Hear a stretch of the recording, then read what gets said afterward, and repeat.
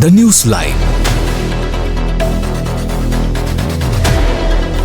Hello and welcome back to People's TV.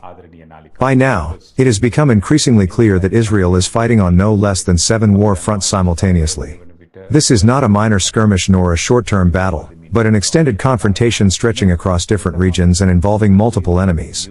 What makes Israel stand out in this situation is not just its resilience on the battlefield but also its ability to continue leading the world in technological innovation despite being under constant fire. Historically, when a nation is drawn into wars of this scale, the natural outcome is widespread economic decline, infrastructure collapse, and national poverty. Yet Israel continues to defy these odds. Even with blood being shed, wars dragging on, and international pressure bearing down heavily, the country is thriving and positioning itself as a hub of innovation, security technology, and economic strength. One striking example of this determination is Israel's recent unveiling of its microdrone, known as the Black Hornet. This device is not larger than 6.5 inches in length and weighs no more than 33 grams. Despite its small size, it possesses remarkable capabilities. It can send live images and video back to its control center from more than 3 kilometers away. The Black Hornet can stay airborne for up to 25 minutes, giving soldiers valuable time to scout, observe, and gather intelligence. The IDF describes it as a silent drone, meaning it can operate in densely populated urban battlefields without alerting enemies. This is especially important in the kind of street-to-street and building-to-building combat that Israel has faced in Gaza and could face in other regions as well. While many nations, including global powers, have been experimenting with microdrones, they have so far failed to deliver a truly battlefield-ready model. Israel, under pressure, has succeeded where others have stalled, and the Black Hornet now stands as a symbol of how necessity fuels innovation. At the same time, Israel has turned its attention to civilian safety in the skies. The government has begun fitting its commercial passenger airliners with Flight Guard anti-missile units. This is a remarkable step because, until recently, such technology was reserved exclusively for military aircraft such as fighter jets in both Israel and the United States. Israel has taken the lead in adapting this system for civilian aviation.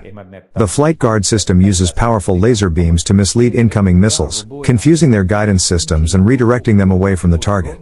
At present, the technology is being used primarily by El Al, Israel's national airline. The decision to install these systems was not theoretical but practical. It followed an attempted terrorist attack against a passenger plane, an incident that could have resulted in a large-scale tragedy. Israel's ability to identify threats, respond with innovation, and act before disaster strikes once again highlights its forward-thinking approach, even in times of war. In addition to these military and civilian defense advancements, Israel is also preparing for the next generation of warfare, one driven by artificial intelligence. Prime Minister Benjamin Netanyahu, during his recent tour in the United States, held secretive discussions with AI experts. The meetings have not been fully disclosed to the public, but reliable reports confirm that Netanyahu has been personally involved in planning strategies that will integrate AI into national defense and broader security frameworks. This could include AI-powered surveillance systems, decision-making tools for military strategy, or even predictive systems designed to prevent terrorist attacks before they occur. The secrecy surrounding these meetings underscores their importance, as Israel is clearly investing not only in the present battlefield but also in the wars of the future.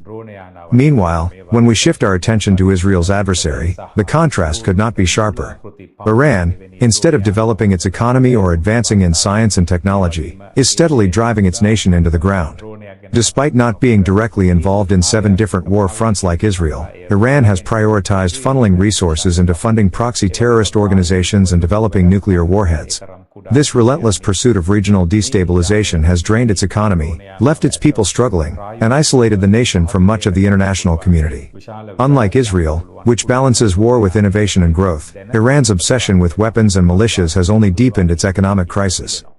This stark difference between Israel and Iran is not accidental. It highlights 2 very different national choices. Israel, even under siege, invests in protecting lives, advancing technology, and building a resilient economy.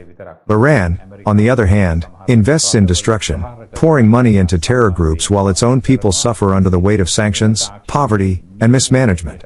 This contrast tells us why Israel remains strong despite overwhelming odds, while Iran weakens itself from within. If this report helped you see the situation on the ground clearly, don't keep it to yourself. Like, share, and subscribe to People's TV, where truth has no agenda, and facts speak louder than spin. Subscribe us for more details.